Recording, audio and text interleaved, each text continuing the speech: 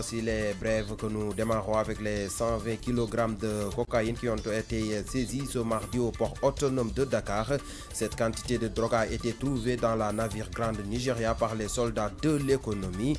Selon le Bureau des relations publiques et de la communication de la douane sénégalaise, les soldats ont été avertis par un informateur secret. La valeur de la drogue saisie est estimée à 9,6 milliards de francs CFA. Encore des perturbations seront notées dans le secteur de l'éducation. Le G20 débute son troisième plan d'action. Demain, avec un débrayage suivi d'une journée de grève totale le vendredi.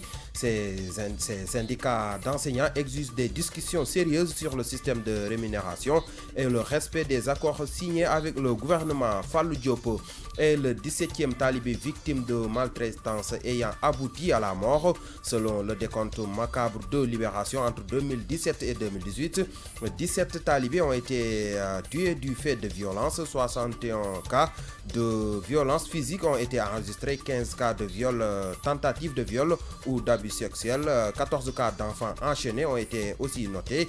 Le journal ajoute que toute cette barbarie sur les enfants talibés est restée jusque-là impunie. Sur l'international en Gambie, les 4 journalistes dont 2 directeurs de radio mis aux arrêts ont été libérés. Ces hommes de médias ont été arrêtés dimanche dernier lors de la protestation des militants du mouvement Troyeuse Jotna qui a été dégénéré et qui a fait d'importants dégâts. Pour la musique du jour, nous vous proposons le groupe Daraji Family dans Bayeyon. Ce titre chanté par Fada Freddy et Ndongodi est sorti le 21 juillet 2010. Écoutons.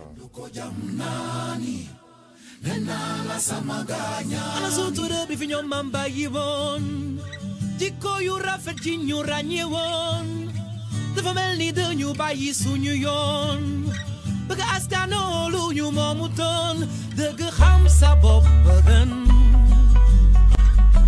ñu wax la ki nga doon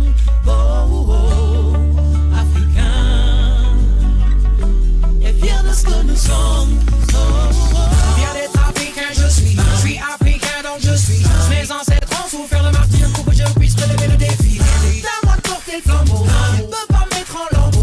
Pour mettre KO, il faut minimum une armée de 100 000 Rambo. Et à ton prof d'histoire, il raconte des histoires que la plus grande des civilisations est née en Afrique noire. L'Afrique a inspiré le monde avec ses petits... La version Wolof de ces brèves, c'est dans un instant.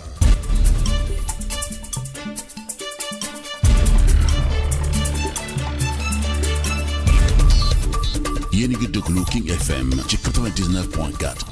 xibaar yi tënk lay doon dañ koy tàmbalee kon ak téeméer ak ñaar fukki kilogramme yu cocaïne boo xam si dañ ko daal di jàpp ni ki démb fële ca port autonome bu Dakar.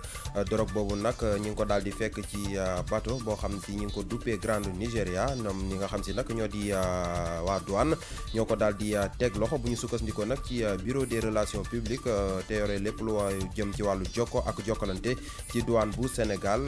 ñoom ñële dañoo daal di am ab xibaar boo xam si dañ leen ko jox te ki leen ko jox kon ab informateur secret la. xayma bi nag jëm ci drogue boobee ñu daal di teg loxo mi ngi toll ci juróom-ñeenti milliards yu topp juróom benn fukki téeméer ak ñaar fukki millions ci xaalisu CFA. ñu daal di wax kon ci perturbation yoo xam si dinañ ko daal di nemmeeku ni ki ëllëg ak gannaaw ëllëg ci njàng mu suufe meek mu digg doomu mi.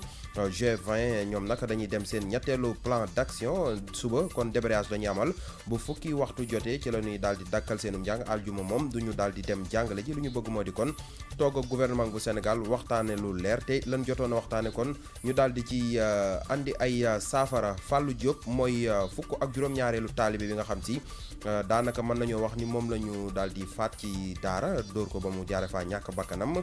bu ñu sukkandikoo nag ci ab xayma boo xam si yéenekaay bi la di Libération daal dina koy def nee na kon atum 2017 jàpp 2018 fukk ak juróom-ñaari taalibe faatu nañ ci mbir yu ni mel juróom benn fukk ak benn moom dañ leen a daal di def ay métital yu jéggi dayo fukk ak juróom ñoo xam si moom dañ leen doon jéem a sax daal di yàkkataan ak mbir yu mel noonu fukk ak ñeenti ay xale tamit daanaka jot nañ leen a jéng te yéenekaay bi nee na ba fii amul benn daan bu metti boo xam si jot nañ ko fee tekk ñiy def njombe yu ni mel xibaar yi ci dendu Afrique Gambie jaamaarloo yu metti yi fa amoon dimanche bi passé te nu jàppoon ci ñu bëree bëri ca ñooñu amoon na ñeenti journaliste ñaar ñi sax ay directeur rajo la ñoom nag mujj nañ leen a bàyyi ni ki démb ñoom ñooñu nag dañoo daal di wax ni dañoo bokkoon ci doon wax ni dañoo bëgg Adama Barrow abal leen ba tax ñu sos am mouvement duppee ko Furieuse jot na ñu daal di wax kon ci wàllu musique jeexale ko tënku xibaar yi tey groupe Daara J Family lañ leen andil ci woy bi ñu duppee bàyyi yoon Fada Freddy ak Ndongo di ñoo ko génne woon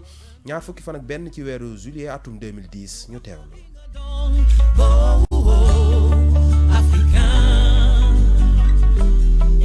Que nous sommes, fiers d'être africains, je suis africain donc je suis. Mes ancêtres ont souffert le martyre pour que je puisse relever le défi. C'est à moi de porter le flambeau, on ne peut pas mettre en lambeau. Pour mettre KO, il faut au minimum une armée de 100 000 Rambo. Et à ton propre histoire, il raconte des histoires. La plus grande des civilisations est née en Afrique noire.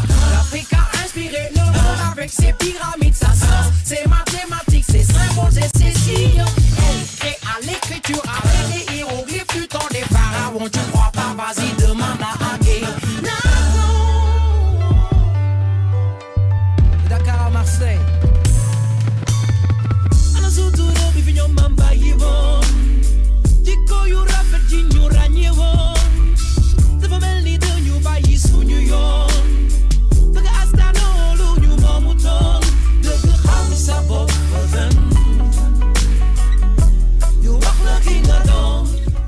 tey noonu mbokk yi lii tënk la woon ci ay xibaar yeneen tënku xibaar 8h30 lay doon waaye Al Ndiaye kon mooy wéyal The Morning King.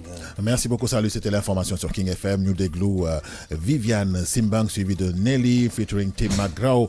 Over à 7h45 King Santé Maïté dina dalal Fatou Camara spécialiste sur les questions de santé. Nous allons parler de dermatose. Bonne écoute.